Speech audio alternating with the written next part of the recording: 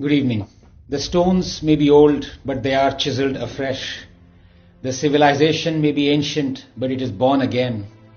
The people may be young, but they never forget.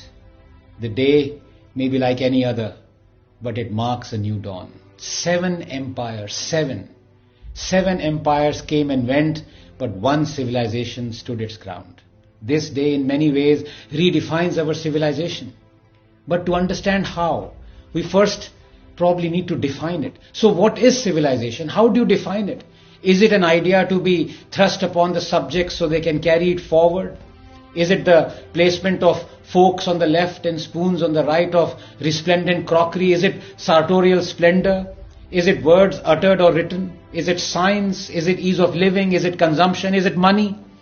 Many of the worst tyrants who've killed millions, wiped off entire races, even continents, have been poets, artists, proponents of science. But would you call their endowments as promoting or harboring a civilization? To me, the mark of a civilization is this unquenchable thirst of man to demand justice for his ancestors, to correct a historical wrong.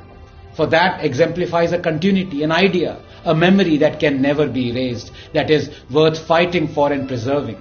It makes justice greater than the sum of its parts. And that is why civilizations are not fleeting like empires.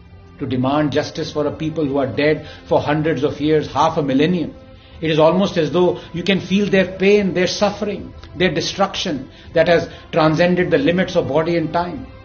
And that is why history is a medicine. That is why catharsis is a cure. And today, when I see the rights of our ancestors being reclaimed, I see this as a catharsis, as a deliverance of justice to my ancestors who were wronged. I said history is a medicine. Well, it has been a very bitter medicine for the Hindus. Our leaders feared the consecration of Somnath would herald Hindu revivalism, and we stayed silent.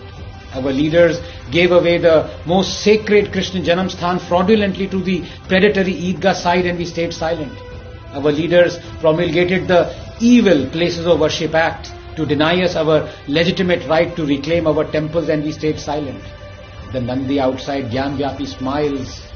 The baby Krishna buried under the steps of the Jahanara mosque stirs. 500 years, 20 generations before us were forced to see the Babri Masjid instead of the Ram Temple. The 21st generation will see the Ram Temple instead of the Babri Masjid. The time has come. The deliverance has come. It is confounding to me because I consider myself but a bunch of cells, here today, gone tomorrow, but till the time I am alive, this concept of striving to correct a historical justice is vital for me. It defines who I am, what civilization I am part of, that erasing my genes cannot erase my civilization. The concept of justice in many ways is like memory. It keeps getting passed on until realized. Today, it stands realized.